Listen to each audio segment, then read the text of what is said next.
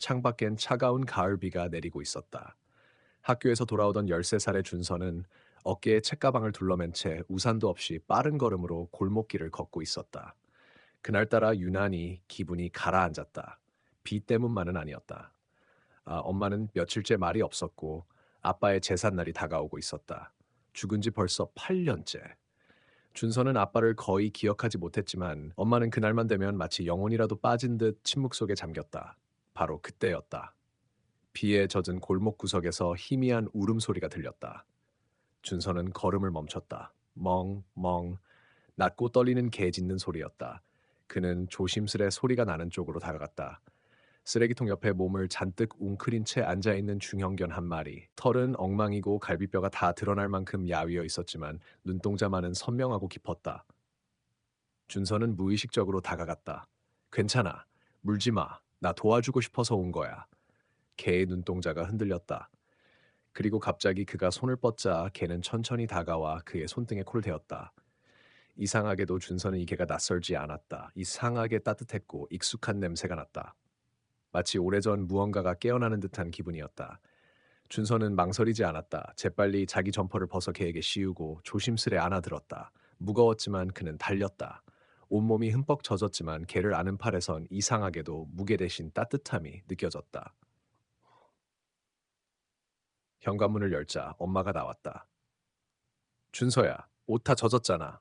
이게 무슨... 그녀는 말을 잇지 못했다. 준서가 안고 있던 개를 보자 엄마의 얼굴이 얼어붙었다. 그녀는 무언가에 사로잡힌 듯 천천히 다가와 개를 바라보았다. 그리고 갑자기 손으로 입을 가리고 뒤로 물러섰다. 아리? 개도 그녀를 똑바로 바라보았다. 아, 아리?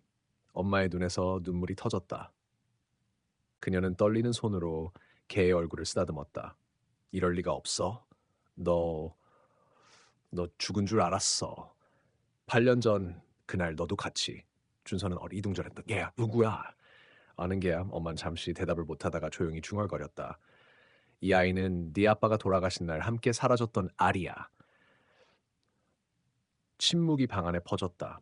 비 오는 소리만 점점 크게 들려왔다. 그날 밤 준서는 잠이 오지 않았다. 엄마는 거실에서 아리와 함께 소파에 앉아 있었다. 조용히, 아주 조용히 울고 있었다.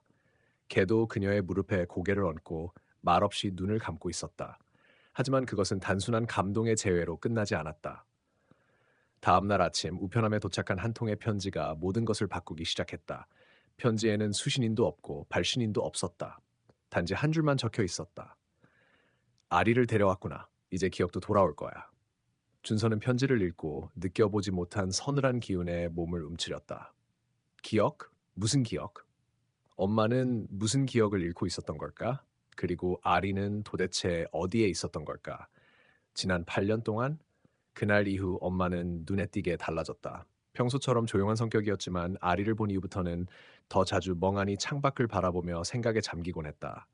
때때로 혼잣말을 하거나 하는 밤에 잠에서 깨어 거실을 서성이는 모습도 보였다. 준서는 걱정스러웠다. 엄마, 괜찮아? 왜 자꾸 아리만 보고 있어? 엄마는 대답 대신 조용히 아리의 목 주변을 어루만졌다. 이 아이, 뭔가를 기억하게 만들어. 뭐를? 엄마는 잠시 망설이다 말했다. 내 아빠가 죽던 날 기억이 희미해. 경찰도 사고였다고 했지만 난 늘 이상하다고 생각했어. 그리고 그날 아리도 사라졌지. 마치 무언가를 보지 말았어야 했던 것처럼. 말을 마친 엄마는 고개를 돌렸다. 그런데 이 아이가 돌아온 순간부터 조금씩 그날의 장면이 떠올라. 아주 어렴풋하게.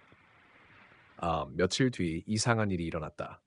밤늦게 창밖에서 이상한 발소리가 들리기 시작했다. 준서는 방에서 책을 읽다 그 소리에 귀를 기울였다. 쿵. 정체불명의 무거운 발걸음. 그리고 누군가 문고리를 잡고 흔드는 소리. 그는 조심스럽게 거실로 나왔다. 아리는 이미 현관문 앞에 서 있었다. 하지만 짖지 않았다. 단지 꼬리를 내리고 낮게 으르렁거릴 뿐이었다. 준서는 조용히 엄마를 깨웠다. 엄마, 누가 집 앞에 있는 것 같아. 엄마는 곧장 자리에서 일어나 문 앞으로 다가갔다. 그녀는 눈을 크게 떴다. 그럴 리가 없어. 밖에 서 있는 사람은 돌아가신 아빠와 너무도 닮은 남자였다. 우산도 없이 빗속에서 그대로 서 있었다. 그림자처럼 흐릿했지만 확실했다. 엄마는 한 걸음 물러섰다. 지훈? 그 순간 아리가 갑자기 큰 소리로 짖기 시작했다. 그리고 동시에 문 너머의 남자는 사라졌다. 마치 처음부터 존재하지 않았던 것처럼. 그날 밤 엄마는 준서에게 처음으로 아빠의 죽음에 대해 자세히 이야기했다. 사고라고 했지만 난 그날 무언가를 봤어. 어떤 남자랑 다투는 아빠의 모습, 그리고 비명. 그녀의 목소리는 떨렸다. 그 뒤로 난 기억을 잃었어. 아리도 사라졌고 내 삶에서 그날은 블랭크처럼 비워져 있었어. 준서는 엄마의 손을 꼭 잡았다. 그럼 아리는 뭔가 알고 있는 거야? 엄마는 고개를 끄덕였다. 그리고 누군가는 그 기억을 되찾는 걸 원하지 않아. 그때 아리가 준서 옆에서 조용히 울기 시작했다. 이상하게도 그 울음소리는 마치 사람처럼 애절했고 오래된 아픔을 토해내는 듯한 소리였다. 그리고 다음 날 아침 학교에서 돌아온 준서를 기다리고 있던 것은 경찰 두 명이었다. 이 집에 사는 김민정 씨 맞습니까? 네. 그런데 무슨 일이죠? 경찰은 조심스럽게 말했다. 8년 전 실종된 아리에 대해 최근 결정적인 제보가 들어왔습니다. 그리고 관련해서 몇 가지 이상한 점이 발견됐습니다. 엄마의 표정이 굳어졌다. 아리는 그녀 옆에 바짝 붙어 앉았다. 그리고 그 순간 준서는 확신했다. 이 이야기는 단순히 개의 귀환이 아니었다. 이건 진실이 돌아오는 이야기였다. 그리고 그 진실은 누군가에게는 아주 위험했다. 경찰이 떠난 후 집안은 얼어붙은 듯 고요했다. 준서는 엄마의 얼굴을 바라보며 말했다. 엄마, 아리는 정말 뭔가 알고 있는 거야, 그치? 엄마는 대답 대신 조용히 고개를 끄덕였다. 그녀는 깊은 숨을 내쉬며 낮게 말했다. 경찰이 아리의 마이크로칩에 대해 물었어. 등록된 주소지가 우리 집이 아니라 다른 곳이래. 다른 곳? 어디? 아빠가 죽기 전 마지막으로 연락을 주고받던 곳. 경기도 외곽, 오래된 폐창고 근처야. 그 말에 준서의 심장이 철렁 내려앉았다. 엄마, 우리 그곳에 가보자. 그냥 이대로 두면 안 돼. 다음 날 둘은 아리를 데리고 패창고를 찾아갔다. 황량한 들판을 지나 오래된 철문 앞에 도착했을 때 아리는 갑자기 앞으로 뛰기 시작했다. 문틈으로 코를 밀어넣고 신경질적으로 짖었다. 준서가 문을 밀어보니 삐걱 소리를 내며 열렸다. 내부는 먼지 투성이었고 벽엔 오래된 사진이 핀처럼 꽂혀 있었다. 그 순간 엄마가 숨을 멈췄다. 저 사진! 그녀가 손가락으로 가리킨 것은 한 장의 흐릿한 흑백 사진. 사진 속에는 아빠와 함께 있는 정체불명의 남자. 그리고 아직 어릴 적의 엄마가 고개를 숙이고 서 있었다. 이 남자, 내가 알아. 누군데? 아빠의 가장 친한 친구였어. 이름은 강태수. 아빠 회사에서 함께 일했고 늘 우리 집에 자주 오곤 했지. 하지만 어느 순간부터 그는 사라졌어. 아빠가 죽은 후 경찰은 그를 찾지 못했어. 그때 아리가 사진 밑에 놓인 낡은 상자를 긁기 시작했다. 준서가 상자를 열자 안에는 오래된 테이프와 봉인된 서류들이 들어 있었다. 한 장의 종이에는 이렇게 쓰여 있었다. 지훈, 진실이 밝혀지면 이걸 내 가족에게 전해줘. 엄마는 손을 떨며 테이프를 집어들었다. 이건 아빠가 남긴 거야. 그날 밤 집에 돌아온 뒤 둘은 곧장 테이프를 재생했다. 오래된 비디오 카메라의 화면에 아빠가 나타났다. 화면 속은 그는 다급하고 피곤한 얼굴이었다. 이걸 보는 사람이 민정이라면 네가 이걸 찾았다는 건 내가 실패했단 뜻이겠지. 태수는 내가 알고 있는 걸 알아챘어. 회사 자금을 횡령했고 그걸 내가 눈치챘다는 걸. 나를 제거하려 할지도 몰라. 엄마는 눈을 감고 눈물을 흘렸다. 그리고 아리, 네 곁을 떠나게 해서 미안하다. 내가 가장 신뢰하던 친구였는데 그가 아리에게 무언가를 숨겼다. 만약 아리가 돌아온다면 그건 태수가 실수를 했다는 뜻일지도 몰라. 제발 조심해. 테이프가 멈췄다. 방 안은 무거운 침묵에 잠겼다. 아리는 조용히 엄마 옆에 와 대화 앉았고 그녀는 아리를 껴안았다. 그는 우리 가족을 지키려다 죽었어. 그 다음날 또 다른 일이 벌어졌다. 집 문 앞에 봉투 하나가 놓여 있었다. 흰 봉투에는 단 한 문장만이 적혀 있었다. 입 다물고 살아. 아니면 이번엔 네 아들도 사라질 거야. 엄마는 손에서 봉투를 떨어뜨렸다. 준서는 그것을 주워 천천히 읽었다. 엄마, 이건 협박이야. 우릴 지켜야 해. 이번엔 끝까지. 그리고 그날 밤 아리는 현관 앞에서 누구도 보지 못한 쪽을 향해 또 한 번 날카롭게 짖었다. 짖는 소리에는 경고와 분노가 섞여 있었다. 아리는 돌아온 것이 아니었다. 그는 싸우러 온 것이었다. 그날 밤 엄마는 잠을 이루지 못한 채 거실을 서성였다. 창밖에는 비가 내리고 있었고 아리는 현관 앞에 앉아 계속해서 문 밖을 주시하고 있었다. 준서는 조용히 일어나 거실로 나왔다. 엄마, 무서워? 그녀는 조용히 고개를 끄덕였다. 누군가 우리를 지켜보고 있어. 느껴져. 그때 갑자기 밖에서 자동차가 멈추는 소리가 들렸다. 아리는 벌떡 일어나 창문 쪽으로 달려가 짖기 시작했다. 엄마는 손을 덜덜 떨며 커튼을 살짝 젖혔다. 저 차, 저건 태수의 차야. 그 사람 아직 살아있어. 차는 잠시 멈췄다가 아무 일도 없었다는 듯 다시 떠났다. 하지만 그것은 경고였다. 다음 날 엄마는 결심한 듯 경찰서를 다시 찾았다. 이번에는 아빠의 죽음과 태수에 대해 그리고 영상 테이프에 대해 전부 이야기했다. 경찰은 비디오를 확인한 뒤 심각한 표정으로 말했다. 이건 단순한 실종 사건이 아니었습니다. 고인이 된 아드님의 아버지가 내부 고발을 시도했었다면 회사 쪽과 태수 씨에 대한 조사가 필요합니다. 보호 조치를 요청해 두겠습니다. 에, 며칠 후 사건은 언론에 보도되었다.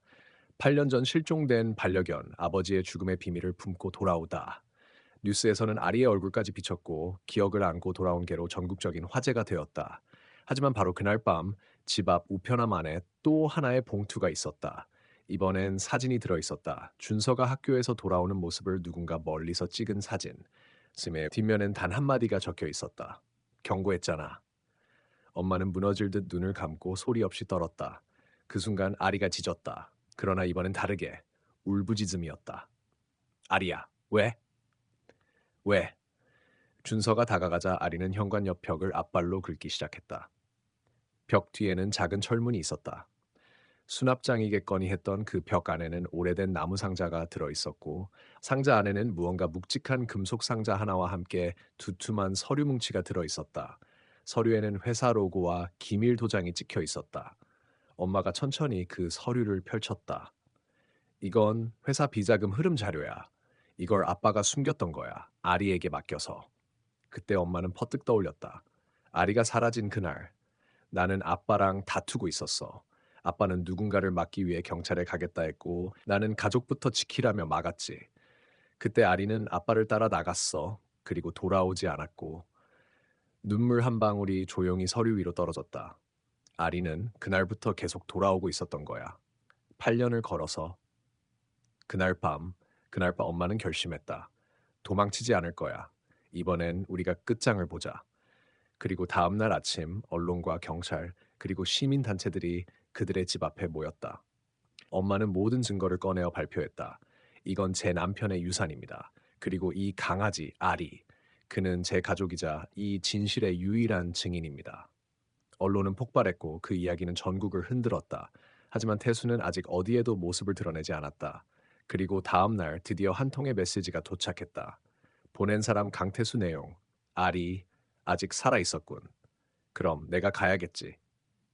며칠간 집 주변은 기자들과 경찰로 북적거렸다. 엄마와 준서는 임시 보호를 받고 있었고 아리는 낯선 이들이 몰려든 와중에도 묵묵히 준서를 지켰다. 하지만 그날 밤 정적을 뚫고 이상한 소리가 들렸다. 찰칵. 누군가 뒷문을 열쇠로 열고 들어오는 소리. 엄마가 숨죽이며 문 쪽을 바라보는 순간 아리가 으르렁이며 문 앞을 막아섰다. 문이 천천히 열렸다. 어둠 속에서 나타난 남자. 머리가 희끗한 중년, 잘 차려입은 정장 차림. 강태수였다. 이게 무슨 반응이야? 난 반가워서 왔는데. 그는 웃었다. 8년 만이군, 수진아. 그리고 이 녀석이 아리겠지. 엄마는 떨리는 손으로 준서를 감싸며 말했다. 당장 나가. 당신 같은 사람을 우리 집에 들일 이유 없어. 수진아, 너도 알잖아. 그 남자, 네 남편. 지금쯤이면 회사에 치명적인 해가 됐을 거야. 내가 아니었으면 너희도 위험했어. 그가 보호하려던 건 우리 가족이야. 당신이 뭘 망친 건지 알아? 태수는 깊은 한숨을 내쉬며 눈길을 돌렸다. 글쎄, 그럼 이제 남은 건 그 서류겠지? 그 순간 아리가 굉음과 함께 달려들었다. 순식간에 태수의 팔을 불며 넘어뜨렸다. 이 미친 개! 준서는 아리에게 외쳤다. 아리야, 그만! 괜찮아! 엄마는 경찰에 바로 전화를 걸었고 순식간에 사이렌 소리가 멀리서 들려왔다. 태수는 당황한 듯 몸을 일으키려 했지만 아리는 물고 늘어졌다. 이후 그의 사고, 태수는 결국 체포됐다. 그날 밤 경찰은 강태수가 8년 전 회사 내부 비리를 덮기 위해 한 사람을 실종시켰고 아버지가 그 사실을 폭로하려 하자 위협을 가했고 이후 그의 사고가 단순 사고가 아니었을 가능성에 무게를 두고 수사를 재개했다. 아리는 경찰서에서 영웅으로 맞이받았다. 뉴스 앵커는 말했다. 한 마리의 개가 밝혀낸 8년 전 진실, 사라진 기억과 함께 돌아온 충직한 친구. 하지만 그날 밤 엄마는 다시 눈물을 흘렸다. 이렇게 끝나는 게 아니었어야 했는데 준서는 조용히 말했다. 하지만 아빠가 원했던 건 바로 이거였을 거야. 진실이 밝혀지고 우리가 무사한 것. 엄마는 준서를 끌어안고 속삭였다. 그래. 그리고 그 진실을 지켜준 건 바로 아리였어. 그 순간 아리는 조용히 다가와 두 사람의 발 옆에 털썩 누웠다. 오랜 시간 동안 짊어졌던 무게를 내려놓는 듯이. 며칠 후 준서의 방 책상 위에 한 통의 편지가 도착했다. 발신인 없음. 여러분이 한 줄이 적혀 있었다. 진실은 밝혀졌지만 아직 끝나지 않았다. 그리고 편지지 속에서 떨어진 낯익은 금속 열쇠 하나. 준서는 엄마를 불렀다. 엄마, 이거 혹시 우리 예전 별장 열쇠야? 엄마는 그 열쇠를 보자마자 눈이 커졌다. 이건 아빠가 살아있을지도 모른다는 유일한 단서였어. 그때 이후로 본 적 없었는데 모든 것이 끝났다고 믿었던 순간 또 다른 문이 열리려 하고 있었다. 그날 밤 준서는 잠을 이루지 못했다. 책상 위 열쇠가 반짝일 때마다 뭔가 자신을 부르는 것 같았다. 별장이라니. 거긴 아버지가 살아생전 가장 자주 가던 곳이었다. 조용하고 깊은 숲속, 외부와 거의 단절된 곳. 엄마, 우리 거기 가보자. 꼭 뭔가 있어. 엄마는 처음엔 망설였다. 그러나 아버지의 죽음에 대한 미심쩍은 감정, 그리고 이제는 모든 펄 조각이 맞춰져 가고 있다는 예감에 고개를 끄덕였다. 다음 날 아침 그들은 아리와 함께 차를 타고 몇 시간을 달려 오래된 별장에 도착했다. 문은 녹이 슬어 있었지만 그 열쇠는 정확히 맞아떨어졌다. 끽! 문이 열리자 먼지와 세월의 냄새가 그들을 감쌌다. 그러나 이상했다. 누군가 최근에 다녀간 흔적이 있었다. 바닥에 남겨진 신선한 발자국, 벽에 걸린 최신형 손전등, 그리고 주방 테이블 위 정리된 물병과 컵. 여기 누군가 살고 있었어. 엄마는 숨을 삼켰다. 아빠일까? 준서의 목소리가 떨렸다. 그 순간 아리가 갑자기 귀를 쫑긋 세우더니 방 안쪽으로 달려갔다. 그리고 낮은 으르렁거림. 아리야? 뭐야? 두 사람은 조심스레 방 안으로 들어갔다. 그곳에는 오래된 서랍장이 있었고 아리는 그것 앞에 서 있었다. 서랍장을 열자 한 권의 다이어리, 그리고 그 옆에 아버지의 사진. 이건 아빠의 필체야. 엄마가 떨리는 손으로 다이어리를 펼쳤다. 마지막 날짜는 사망일 이후의 것이었다. 2020년 11월 4일 난 아직 살아있다. 이름도 바꿨고 사람들도 절 믿지 못할 것이다. 하지만 나는 진실을 기다린다. 그때가 오면 수진과 준서가 나를 이해해 줄 수 있을까? 엄마의 손이 다이어리 위에 떨어졌다. 그는 죽지 않았던 거야. 그 순간 문이 갑자기 쾅 하고 닫혔다. 누구세요? 밖에선 인기척, 그리고 발소리. 천천히 누군가 문 너머로 다가오고 있었다. 아리가 다시 으르렁댔다. 문이 열렸다. 그곳엔 한 노숙자처럼 수척한 남자가 서 있었다. 긴 수염, 허름한 옷. 그러나 눈빛은 또렷했다. 엄마는 멍하니 바라봤다. 정호? 남자는 조용히 고개를 끄덕였다. 수진아, 미안하다. 너무 늦었지. 아, 준서는 벽에 기대 숨을 삼켰다. 아빠, 진짜 아빠? 그 순간 아리가 낑낑거리며 다가와 조용히 남자의 손을 핥았다. 남자는 무릎을 꿇고 아리를 끌어안았다. 그래, 아리야. 넌 날 기억하는구나. 그러나 감동도 잠시. 별장 창문 너머 망원경을 든 정체불명의 남자들이 숲 너머에서 이 모습을 지켜보고 있었다. 그들 중 하나가 무전기를 켜며 말했다. 목표 확인. 살아있었다. 명령을 기다린다. 창밖에서 인기척을 느낀 순간 준서의 심장은 세차게 뛰기 시작했다. 엄마, 누가 우리를 보고 있어? 엄마는 창문 쪽으로 다가가 커튼을 조심스레 젖혔다. 숲속 그림자처럼 움직이는 사람들, 망원경, 카메라, 그리고 무전기. 정호 씨, 당신 누굴 피해서 여기에 숨어 있었던 거예요? 남자는 한숨을 쉬며 자리에 주저앉았다. 그날 난 죽은 게 아니었어. 일부러 죽은 척했지. 나를 죽이려 했던 사람들이 있었거든. 회사 내부 고발을 하려던 걸 눈치챈 그들이 날 없애려 했어. 엄마는 얼굴이 창백해졌다. 우리가 장례식까지 치렀는데 누군가 시신을 조작했고 나는 이름을 버리고 도망쳤지. 아리만이 나를 따라왔고 그 후로 우리는 여기서 숨어 살았어. 하지만 몇 해 전 아리는 사라졌고 난 다시 혼자가 됐지. 준서는 이해할 수 없었다.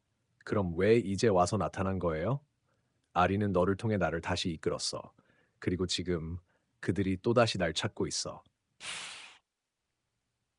그 순간 문이 쾅쾅 누군가 문을 세게 두드리고 있었다. 열어, 경찰이다. 정호는 눈빛이 흔들렸다. 아니야, 경찰이 이 시간에 이렇게 깊은 숲속까지? 그들은 경찰이 아니야. 엄마는 숨을 삼켰고 준서는 아리를 껴안은 채 뒤로 물러섰다. 계획대로 움직여. 소문을 퍼뜨려선 안 돼. 저 남자는 사라져야 해. 문 밖에서 누군가 무전으로 속삭였다. 정호는 작은 비밀 통로를 열며 말했다. 여기로 나가. 내가 시간을 벌 테니 너희는 산 아래 마을로 가.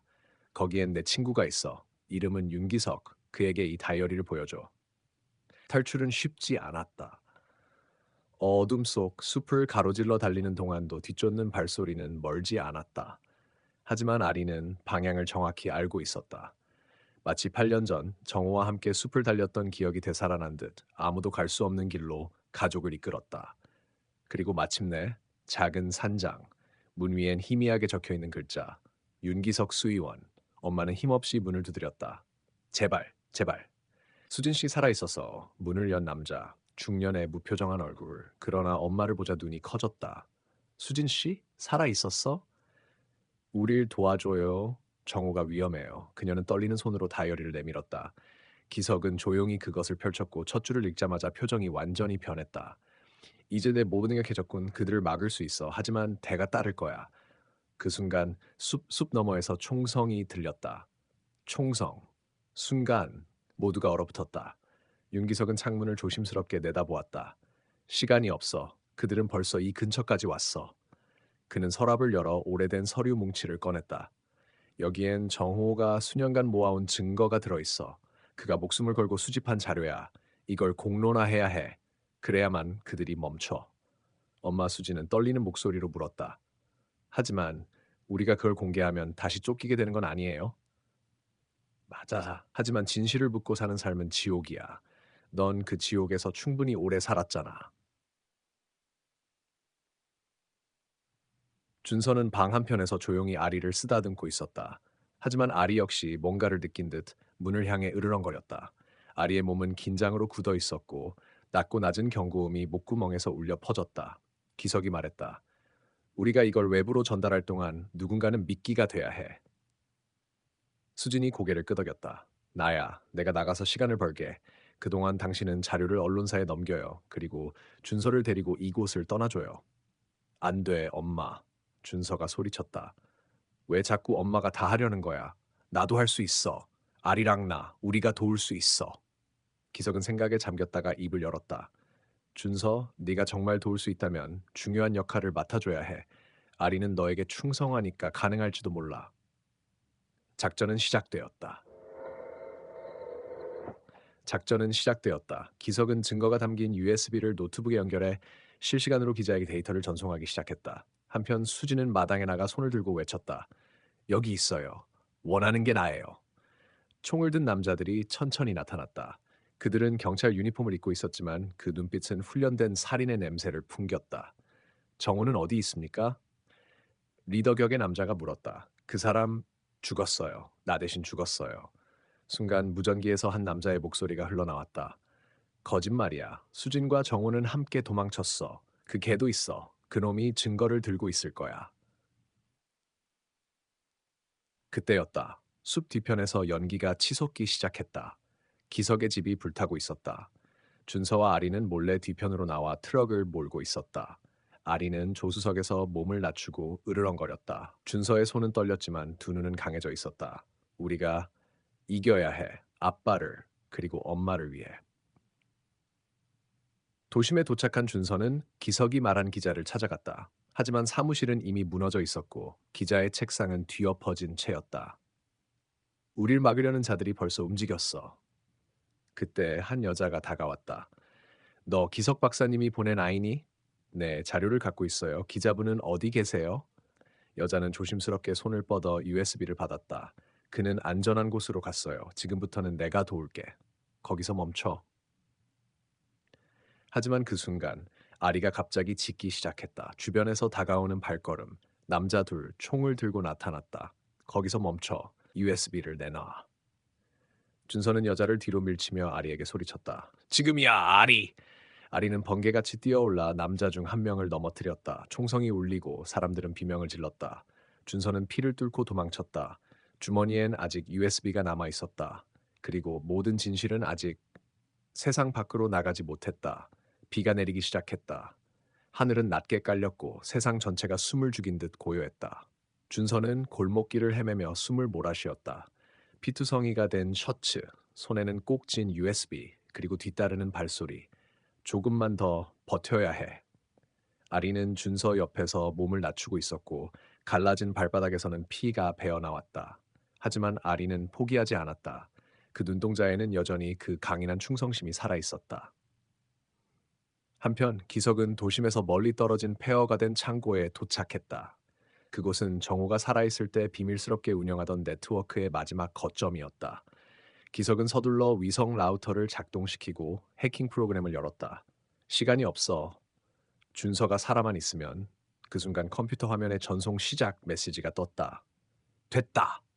그러나 다음 순간 문이 부서지며 검은 복면을 쓴 남자들이 밀려 들어왔다. 기석은 끝까지 USB의 백업을 전송하려 했다. 하지만 남자 중 한 명이 총을 겨누며 말했다. 그만해 박사. 이번엔 진짜 끝장이야. 도망치던 준서는 결국 골목 끝에 몰렸다. 벽, 막다른 길, 뒤에서는 추적자들이 다가오고 있었다. 그 순간 낯익은 차가 멈춰섰다. 창문이 내려가고 안에서 수진의 얼굴이 보였다. 타 준서. 준서와 아리는 재빨리 차에 올라탔다.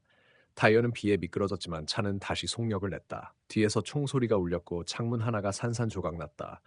기석 박사님은 준서가 다급히 물었다. 수지는 운전대를 꽉 잡으며 대답했다. 연락이 끊겼어. 아마 그들도 박사를. 안 돼, 안 돼. 우리가 가지고 있는 자료, 백업을 뿌려야 해요. 지금 당장. 그날 밤 서울의 하늘엔 번개가 쳤다. 하지만 동시에 인터넷에 하나의 영상이 업로드되었다. 제목 8년 전 사라진 개와 불타버린 진실. 영상엔 아리의 영상, 정호의 목소리, 그리고 내부 고발자의 증거 자료들이 담겨 있었다. 언론은 처음엔 무시했다. 하지만 SNS에서 폭발적인 반응이 일어나자 상황은 달라졌다. 8년 전 실종된 개가 어떻게 이 진실의 중심에 있는가? 정호 박사의 죽음은 정말 사고였는가? 다음 날 준서는 병원 침대에서 눈을 떴다. 그 곁엔 아리가 누워 있었고 숨은 약했지만 안정되어 있었다. 문이 열리고 한 노인이 들어왔다. 흰 수염에 깊은 주름 그리고 눈빛엔 놀라운 따스함이 있었다. 너희가 이 세상을 흔들었구나. 누구세요? 노인은 조용히 웃었다. 나는 정호 박사의 스승이었다. 그리고 내 아버지의 가장 오래된 친구였다. 모든 게 끝났다고 생각한 순간 새로운 문이 열리기 시작했다. 하지만 그 문 뒤엔 아직 말하지 않은 비밀이 더 있었다. 그리고 그 중심에 아리가 있었다. 하늘은 눈부시게 맑았다. 하지만 그 평온한 하늘 아래 대한민국은 흔들리고 있었다. 전국 언론이 일제히 같은 인물을 헤드라인에 실었다. 8년 전 실종된 개, 진실을 되찾다. 소년과 개, 그리고 정의의 기록. 준서와 아리는 병실을 나섰다. 아리의 발에는 아직 붕대가 감겨 있었지만 꼬리는 힘차게 흔들리고 있었다. 그 옆을 걷는 준서의 얼굴엔 새로운 결심이 떠올라 있었다. 우리는 단지 시작에 불과했어요. 그의 말에 기자들은 카메라 셔터를 눌렀고 SNS엔 그 영상이 퍼지기 시작했다. 그날 오후 국회에선 긴급 청문회가 열렸다. 기석 박사는 심하게 다친 채 휠체어에 앉아 있었지만 단단한 눈빛으로 증언을 이어갔다. 정호 박사의 죽음은 단순한 사고가 아니었습니다. 그는 진실을 알고 있었고 그 진실은 숨겨졌습니다. 바로 그 개, 아리가 마지막 목격자입니다. 한편 준서의 어머니 수지는 오래 잠들어 있던 사진첩을 꺼냈다. 그 안엔 정호, 아리, 그리고 어릴 적 준서의 사진이 빼곡히 담겨 있었다. 눈물은 조용히 흘러내렸다. 넌 돌아온 거구나. 아리야. 그때 문이 열리고 준서가 들어왔다. 엄마, 이제 모두가 알게 됐어요. 아리가 우리 가족이었단 걸. 그리고 우리가 뭘 잃었는지, 뭘 되찾았는지. 준서가 들어왔다. 며칠 후 공원에서 특별한 행사가 열렸다. 아리, 명예구조견 임명식. 수백 명의 시민들이 모였고 수많은 아이들이 아리를 향해 손을 흔들었다. 준서가 마이크를 들고 무대에 섰다. 아리는 단지 한 마리의 개가 아닙니다. 아리는 기억이고 가족이고 용기였습니다. 그리고 지금 우리는 잊고 있던 진실을 다시 마주하고 있습니다. 박수갈채 속에서 아리는 조용히 준서 옆에 앉았다. 카메라가 플래시를 터뜨렸고 그 순간 하늘 위로 무지개가 걸렸다. 마지막 장면. 조용한 골목길. 준서와 아리가 함께 걷는다. 앞으로 뭐 할 거야? 수진이 뒤에서 묻자 준서가 웃으며 말했다. 진실을 쓰고 싶어요. 강아지 한 마리가 세상을 어떻게 바꿨는지, 그리고 우리가 어떤 가족이었는지. 그 말에 수지는 고개를 끄덕였다. 아리는 꼬리를 살랑이며 하늘을 올려다봤다. 마치 모든 걸 이해하고 있다는 듯이.